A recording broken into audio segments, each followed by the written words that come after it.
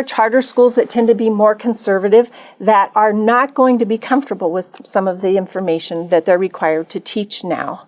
And they really have become very prescriptive. For a state that has local control over curricula and textbooks, these standards go way beyond. For those who don't know, and you just said it beautifully, for a state that has local control, in our state constitution, school boards get to decide what is taught. And charter schools get to decide what's taught at the charter school. That's even more local control. Correct. And instead, we're now going for a one-size-fits-no-one education system.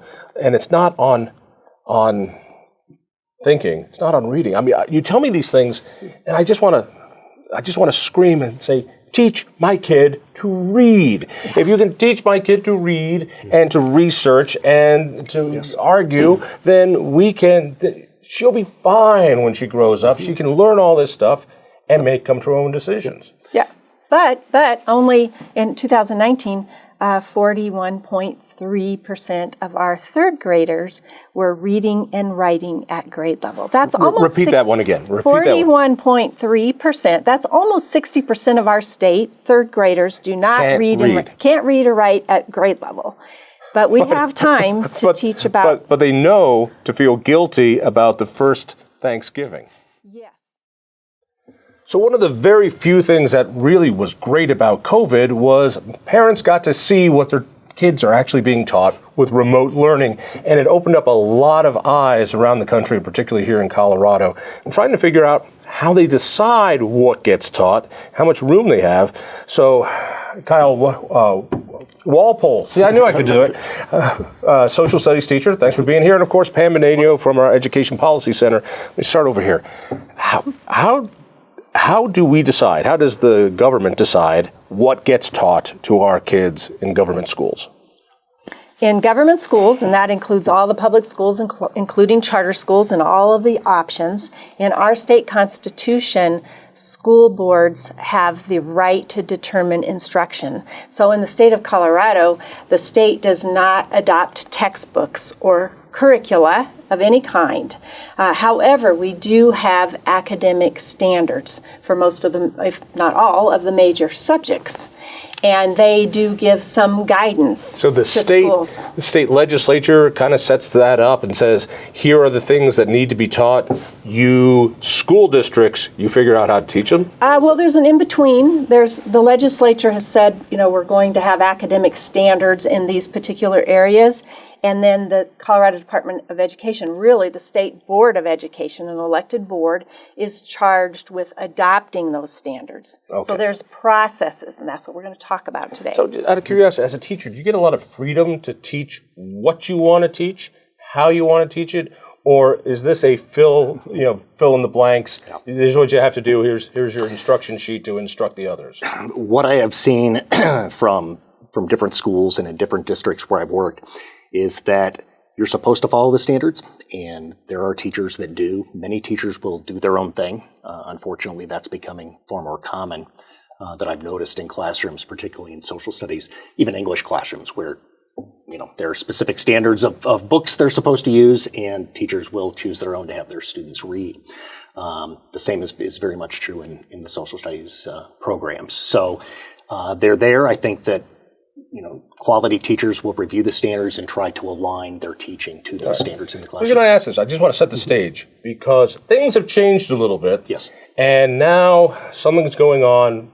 I'm more angry about critical race theory because I heard it coming out of my kid's computer almost every day. I heard it in my daughter's English class, in her econ class, in her yoga class, because that's what you're supposed to get in a yoga class. And I know there was a bill that was passed, I think, was it last year? It was in 2019. 2019, so a couple years ago, that really changes what this curriculum is supposed to be. Explain it to me. Sure, and it's not curriculum, it's state academic standards that are assessed, and that's important too, that they are assessed. So in other words, these are the standards. the Board of Education is going to set these standards, says your kids are going to be judged on knowing this stuff. Correct. Right. And every school, every public school is to meet or exceed the standards. They can add, but they have to at least teach these things.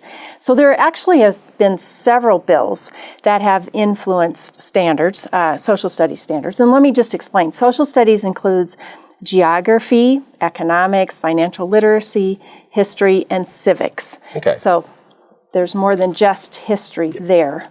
And so 1192, passed in 2019, created a commission. And this commission was primarily appointed by the governor. And through this piece of legislation, they were given quite a bit of power.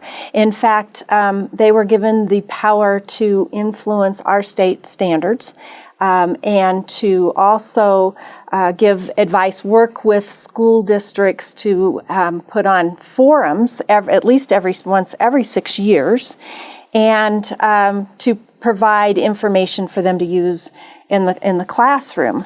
And so if I could read a statement from this bill, because this was the purpose of the commission. Right, so the idea was we're doing this commission so that what? So that to make recommendations to include the history, culture, and social contributions of American Indians, Latinos, African Americans, and Asian Americans, the lesbian, gay, bisexual, and transgender individuals within these minority groups, the contributions and persecution of religious minorities, and the intersectionality of significant social and cultural features within these communities. Now, American Indians, Latinos, and African Americans, their history and contributions, that was already in state law. All right, so that's not a change. It's adding the new identity politics. I mean, so let me use my terms. Sure. This is designed to mandate more identity politics, more critical race theory, if you will, in our kids' classrooms. I mean, that's pretty clear to me. Am I wrong? Yes, because, before we didn't have a commission that had the power to actually influence our state standards, our academic standards, and also to be charged with the authority to come along the side of school districts and help them with these issues. I love that. Come alongside and help them, but really it's a mandate. This is, you have to hit these standards. Absolutely. About these issues. And it's part of the challenge when I was reading through the document is that they have gone overboard with some things to provide a little bit of context.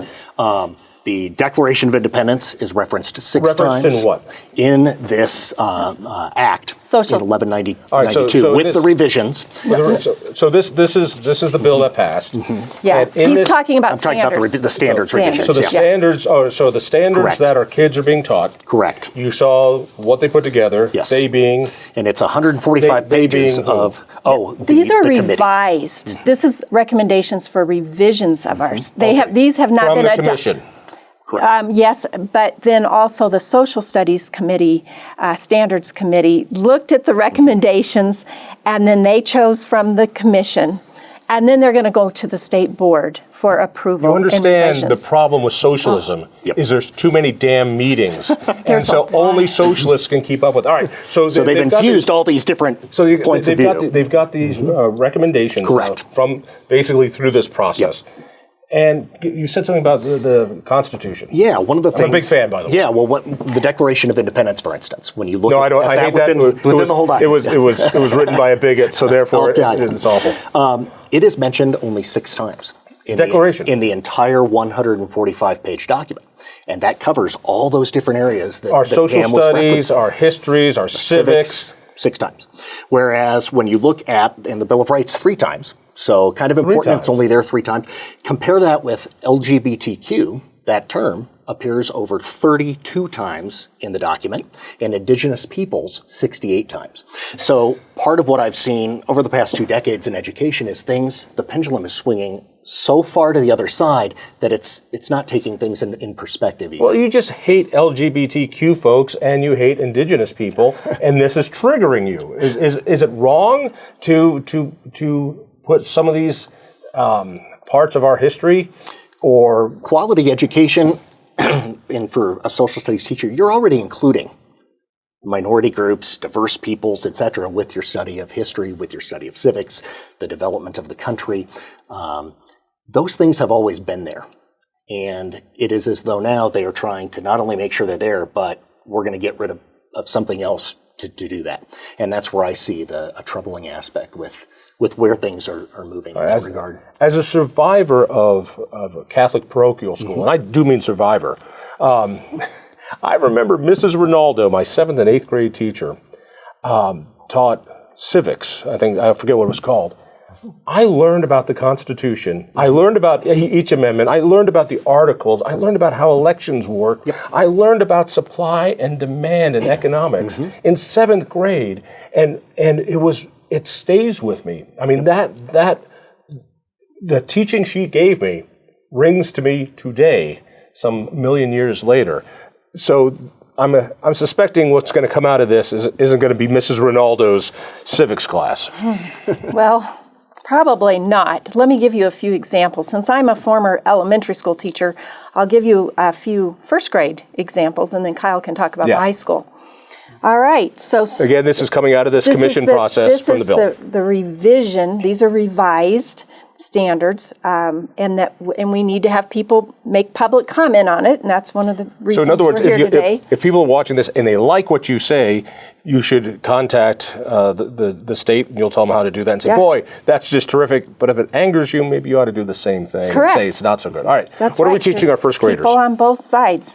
So if this is adopted by the State Board of Education, students in first grade can identify similarities and differences between themselves and others. For example, race, ethnicity, gender identity, religion, ability, and family makeup. Let me just read a few more here. Students can also... No, actually, could you stop there for just a second? Sure. Because that makes my blood boil. All right. Martin Luther King taught us to be colorblind, that we should be judged by our character, not by our skin color, not by our sex, not what we think our sex ought to be, not by the God we pray to, but by who we are and what we've created between our own ears. This is just the opposite. It says we're teaching first graders you should not be colorblind. You have to have a color filter, and that's how you should identify your fellow citizens. It's about separation, not necessarily, despite using the term inclusion, it is excluding and separating people into all different types of groups. And no unifying there at all, Right. which is what our country... Also, it's just, it's plain racism is what it is. I find it, all right, I'm sorry. And let me say that I know all three of us here well enough that we all are enriched by learning about different cultures. Without a doubt. And other religions, and all of these But things. that's not what it said. No. It's let's divide them apart. Recognize people and put them in their little categories as human beings. And here's a little bit of... By the way, Hitler did the same thing, and that worked out just great. Yeah, right. All right, keep going. What's the next one? All right, so first graders can understand that people's lived experiences, which is a little bit of critical race theory there, impact their perspective on historical events. For example, multiple perspectives on the first Thanksgiving, 4th of July, Juneteenth, and Cinco de Mayo. So that's what they want our first graders to do. All right? So here's some questions for teachers to ask first graders. Again, this is coming out of this process. Right. First grade teachers should ask your kids. Right. How do I learn about others' perspectives and share my own? First graders are not mature enough to understand that, I don't believe. But here's... My perspective is, I want to go to recess. Yeah, right. And how about this one? How are African American, Latino, Asian American, Indigenous peoples, LGBTQ, and religious minority cultures different from and similar to one another? With this standard, and this is under history, first grade, we are now bringing sexuality into first grade. That's one issue there. Besides... I'm just trying, it'll be like a great South Park episode of these little kids who can't really even do their alphabets fully going, all right, Well, let's talk about lesbian sex now, and so that we can help you identify the differences. Well, right, and part of the legislation, I mean, even if we didn't have the standards, we have this in law in Colorado, intersectionality. So that's a word from Kimberly Crenshaw, who's a co-founder of critical race theory. And so, for instance, if you have a African American woman who is a lesbian, that's what intersectionality means. So we're teaching our kids. So in my mind, when I hear that, it took me a while to try to get this intersectionality thing. What I'm hearing is when you play Scrabble, sometimes you have double words, double letters, and sometimes you even get triple letters. So measuring people by how they've been victimized, well, one, you're a woman, therefore you've been victimized, but you get a double point score because you're also a lesbian. But if you're also a black lesbian, then you get a triple point score for that. And if you're, partly Native American, and so the goal is to find how many times and how many different ways you can celebrate your victimhood by who you are, by what you look like. And it's starting earlier and earlier. Earlier, at first grade. Oh, yeah, the commission actually recommended that, or something similar to that, just in preschool.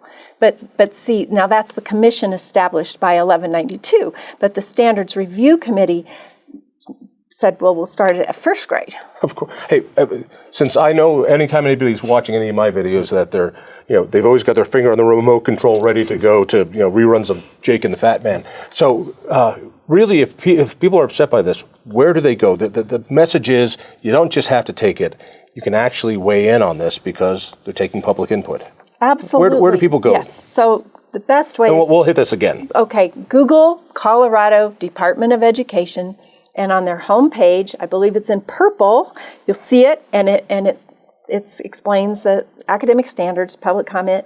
Click on that, and from there you can go through the process. You can send an email, or you can set up an account and actually go through a portal, and you can make comments on each of these. Or you can just send a letter. There's also a great video that the department put together to instruct people how to be able to do this. All the standards, you can find them there for arts and social studies, and you can actually read these things. My guess is the army of people who want to rip us apart and separate us by race and sexuality, they are probably flooding the CDE and this process with that. So if you want to do it, this is a good time to do it. Yeah. Right, but that's first grade. First grade. Nobody remembers first grade. I remember high school. Yep. So all this stuff, I'm assuming, is done for in high school. You teach high school. Correct. All right. Middle and high school. Middle and high school. And you work from looking at the standards that they've created with the sexualization very early on, and clearly age-inappropriate concepts that little guys, as she mentioned, are not going to understand. If they're Italian boys, they'll get it. For a teacher to try it would be a nightmare as well.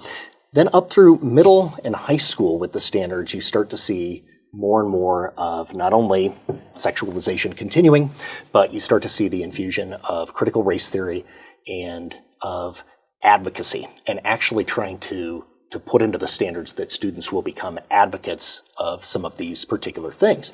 And again, we're not talking about their sex ed class.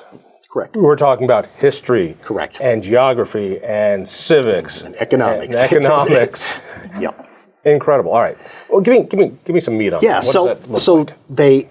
They have classified and used some charged terms, such as referencing genocide or referring continually to things with enslavement or cross-cultural interactions as though you are seeing the oppressed versus the oppressor. And they're once again separating these people into those groups, which is what critical race theory attempts to do.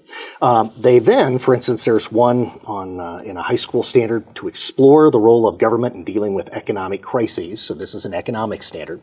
For example, and they provide stop examples. There, because I'm an economic guy at heart. Monetary theory. I'm the boring guy who looks at money supply when they put it out. All right, that's a great thing to look at. I am thrilled. Mrs. Ronaldo in my 8th grade was talking about supply and demand, and we talked about the depression and economic problems there. Well, then it goes to their examples. So they list the examples: rationing, scapegoating, including the incremental dehumanization of minority groups, and mitigating conflict over resources. So they've put in these dehumanized minority groups. I heard that one loud and clear. The one that really rang my ear after was, say that again about resources? Mitigating conflict over resources. Yeah. So that's socialism is what they're talking about. So mitigating, what they're saying is the open market competition as a way to distribute resources is bad. Correct. What drives me crazy, and Pam, you just have so much patience and sophistication in this area that you can decipher their bureaucratic educational ease. And I mean, I could have blown off that because it doesn't say teach kids to be racist and love socialism. No. But in their educatic terms, that's exactly what they're saying. They're changing the way kids think. Yes. And they're doing it subtly. And it's not just kids. Many of these standards have words that have been slightly changed that have a whole different meaning than even when I was in school than what I would have thought of them to be. There's also this push toward moving from kids becoming critical thinkers to finding value. They actually use the term that students will look for and find value in the perspectives expressed by others, including all of these marginalized groups. And they continually reference these people as marginalized people. So they're setting up that. You use a little code word there called critical thinking. Correct. Give me a definition. What do you mean by critical thinking? Students need to be able to look at a problem, view it from different perspectives, and to write about it and express themselves about it, not feel or develop feelings that something is good or bad. I still remember, one of the things that I would talk to my students about is you need to be able to think about these things and express yourself, not become emotionally attached to one side or the other. It's like when you're studying the Civil War, for instance. I will constantly hear people... Are you saying a kid shouldn't take a side when learning about the Civil War? You're not supposed to. You're supposed to examine it from all perspectives. Including from the Confederate side. Correct. Why is that important? Oh my gosh, I think it helps students to be able to think about issues, to think about events from those different sides, and learn about the events themselves rather than thinking, gosh, I have to become emotionally attached to one or the other. And I constantly hear teachers will even say, us versus them when they're talking about the Civil War, about other events. I mean, I find myself doing that as well. But I'm trying to get a hold of this. Is it so that they're exercising these muscles, intellectual muscles, so that they can look at something from different points of view, understand it, and then same way that a lawyer should be able to argue either side of a case, the same thing is what I certainly want students to be able to do. That kids shouldn't have opinions?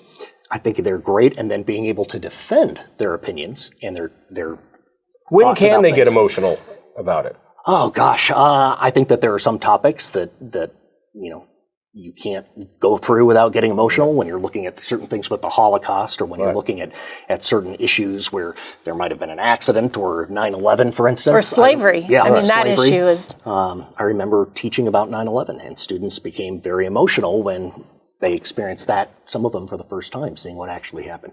So there's a time and a place, but it's also then getting those kids to be able to not become emotionally involved, where they think that they have to become advocates, which is what part of this does. That's the point. That they want them to go out and become involved. I've heard of something called a Turing test, which is, my daughter had to do this recently in one of her classes. What's your position on X? And it was, gun control. And the teacher said, terrific, you're taking the opposite position in this debate, and you better win. Yeah. And what that does is it forces you to, Yes. I don't want to look at that stuff. I don't want to think about it in that different way. At the end of it, it didn't change her passions about it, but it really exercised that thought. And so is that what we mean by when we say we're trying to teach kids how to think versus what to think? Correct. And the problem right now is so many of these different things are trying to get kids to become advocates for the LGBT community, to go out and participate politically, etc. That should never be something that a teacher is engaging students to go out and do. Kyle, all the time. I heard it. You told me that was actually illegal, that teachers aren't allowed to encourage activism. If that were the case, our jails would be packed, because I've heard it for years. At my daughter's high school, I actually learned about that, where she came home one night and said, I'm going to an LGBTQ movie night. And I inquired and I said, oh, okay, why, what, caused this? And she indicated that she was receiving extra credit in math and science class. And holy hell, wait a second. So by going to this movie, and it's not about the issue, it's about forcing a kid to this movie, you've now incentivized them to see somebody's propaganda. Correct. And I was informed when I finally complained up the chain of command that teachers are expressly, as I had already known, being in the classroom, you're not allowed to advocate or to push for students to participate in certain things like that or that have a political bent as part of your duties as a teacher. My daughter got the pressure to be part of anti-gun rallies on the school ground. Yeah, it was. You can take time off your class for that. Correct. Who wouldn't take time off a class for anything? And one of the standards that they've changed, one of the evidence outcomes, is to engage in advocacy at the appropriate level of government, both for individual and group rights. So they are encouraging and they're asking students find value in these different things, empathize, but then it goes a step further to participate politically, which has a whole different meaning. After you've propagandized them, correct. Now you say go off and do the So bidding. it is indoctrinating mixed with now you're going to put this stuff to use. And there's a term for that across the nation called action civics. Action civics? Yes, and there are many people concerned that bills, like the bill that passed here in Colorado, a new civics bill, although it looks really good, but it helps to encourage this type of thing. I mean, my first involvement in politics was in high school. That was a long time ago, and we were encouraged to go and work on a campaign. But it was nobody suggested what campaign. And so I did. This is different. This is very different. If you don't think that politics are formed in the classroom, when my kid was in middle school, the day after the election, mind you, she came back and said, all the teachers are crying because Trump won, which I found entertaining at least. And they told us, they asked how our parents voted. Excuse me? Yeah, we all put our heads down, and the teacher said, your parents voted for Trump? Raise your hand. Yeah, the same thing. You work up the chain. Go, what the hell? All right, so I want to get back on. People need to do something, not just fester. And you want them to go to Colorado Department of Education to Google that, and on the front page, a little purple box, it says, what does it say? Learn. I don't remember, but it's public comment, social studies, social studies and arts standards, academic standards, and the deadline is January 1st for this public comment, so we don't have much time. It says the public is invited to comment on proposed revisions to standards for arts and social studies. And people only have to the end of this year, not that anybody's busy at the end of the year. Never. Parents are ripping their hair out, especially as the kids come home. They've got until January 1st to go on here and put in some public comment on what you guys are talking about. Correct. And then the Social Studies and Arts Standards Committees will look at that public comment, and they will make revisions, I assume, and then they will send them to the State Board of Education. In February, there'll be some back and forth amendments, and the State Board will vote on the final adoption of these standards in May or June. And then all of the kids in Colorado that attend public schools will be educated on these things and assessed. And tested, because then after they finish this process, they start on the assessments. And how long will these standards be the standard? Can we get rid of them in a half a year? Oh, gosh. Or do they stick around for years? It's a few years, yeah. Really? There's been some changes to that, and they're staggering which ones they look at. But yeah, it'll be several years. I don't know. I can't remember. It might be 6 years, but I'm not sure. From a teacher's point of view, what kind of things are teachers seeing in the classroom? I mean, obviously, this upsets you. What have you seen in classrooms that you go, this ain't right? Yeah, things have changed dramatically from basic levels of respect that you would see in a classroom all the way up to students who are now when you look even at things like the pronouns, students, before they'll answer a question, will go through their litany of pronouns and identifiers before answering a question. Again, my kids got that in grade school. Yep. Give us your preferred pronoun. And I told my daughter, your pronoun is Your Highness. You identify as a princess. She said, Dad, no, I can't do that. There are other levels of indoctrination that I've seen as well, where posters on the board or up on the walls of schools, particularly in middle schools and elementary schools, used to say things like "be kind to others." Now they'll actually have a political message, or they'll use diversity, equity, and inclusion. They will mention things specifically by race or LGBTQ items that are then up on the posters. So kids are getting a dose of it everywhere they go, from every classroom to the hallways, the lunchrooms, you name it. It's omnipresent. Absolutely. And it has changed, I think, in many ways, particularly in social studies. It's made it very difficult to always be on edge, too, when you're trying to cover certain things. If you mention Andrew Jackson, people actually develop an emotional reaction and parents will get upset and other things. Even when you're talking about the historical events, his presidency, et cetera, that type of thing didn't used to happen. Parents, I noticed, were much more, when I first started out, into seeing what their kids were doing, having a little bit of interest, but now everything is politicized. And it's tough to cover a topic in social studies now without somebody reacting. And it causes division. Absolutely. Within the schools. Very much so. How do you mean? Absolutely. What kind of division? Because the school says inclusion and diversity and what was the other one? Equity. Equity. And yet every one of these standards are separating. Right. For instance, my daughter came home crying because she was bullied as a kid because we're pro-gun. We are pro-Second Amendment, and I was suing the city of Boulder over a terrible ordinance. She came home crying. Now, this is the school that has diversity and inclusion and respect all over the walls. But no, it's so indoctrinating. She became an other. She became an outcast. There is no diversity when it comes to anybody with a conservative view. And even kids now are scared. That's the other thing where I've really seen it affect students.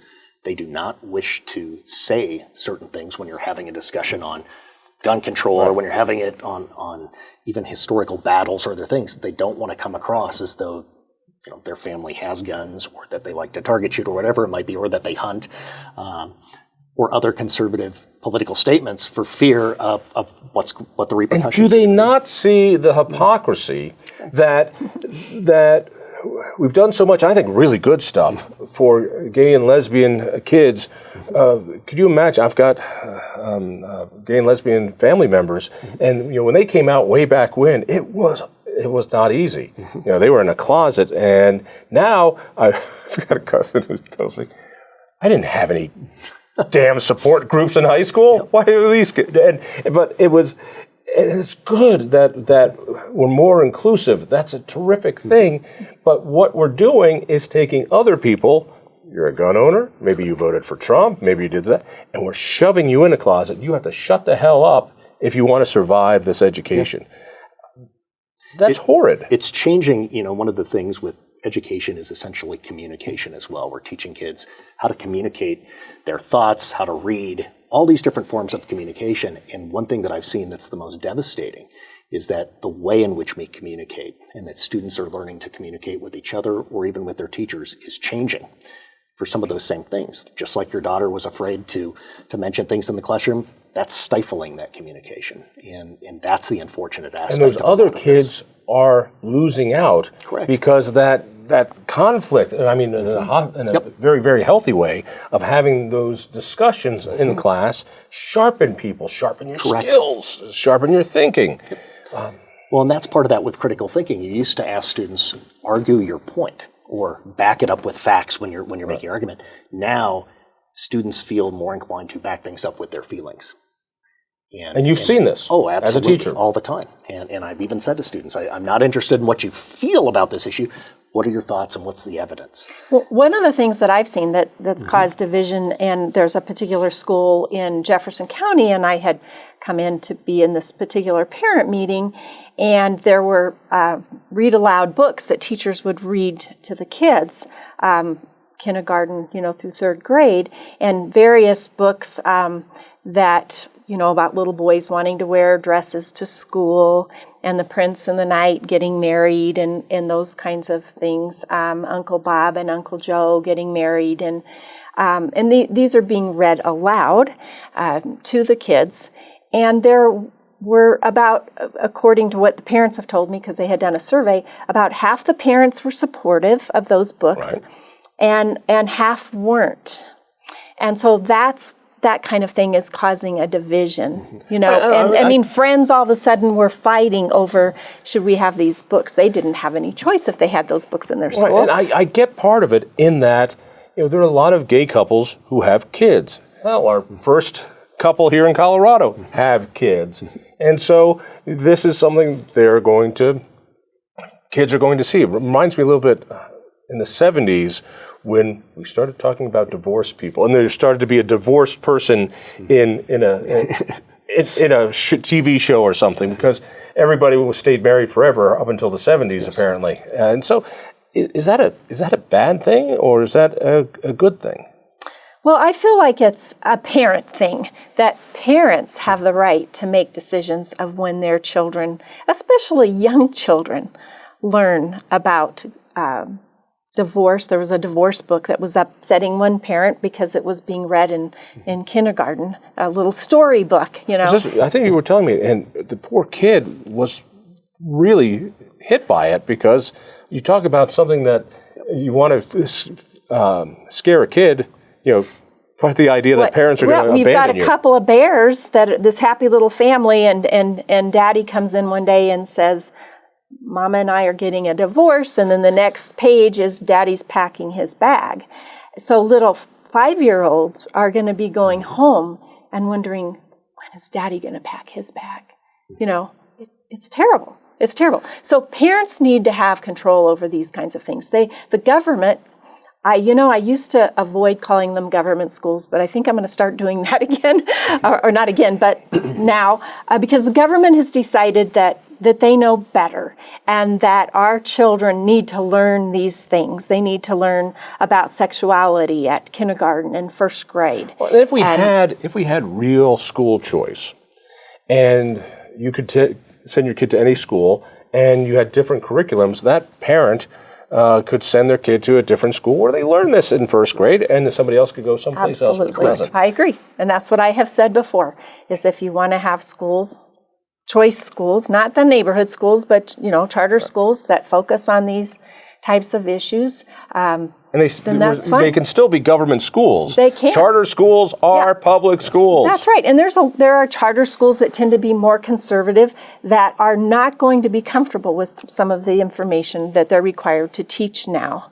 And they really have become very prescriptive. For a state that has local control over curricula and textbooks, these standards go way beyond. For those who don't know, and you just said it beautifully, for a state that has local control, in our state constitution, school boards get to decide what is taught. And charter schools get to decide what's taught at the charter school. That's even more local control. Correct. And instead, we're now going for a one-size-fits-no-one education system, and it's not on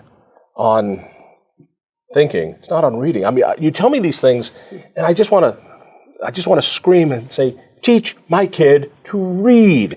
If you can teach my kid to read and to research and to argue, then she'll be fine when she grows up. She can learn all this stuff and come to her own decisions. Yeah, but only in 2019, 41.3% of our third graders were reading and writing at grade level. That's almost repeat that one again. 41.3%. That's almost 60% of our state third graders do not can't read or write at grade level.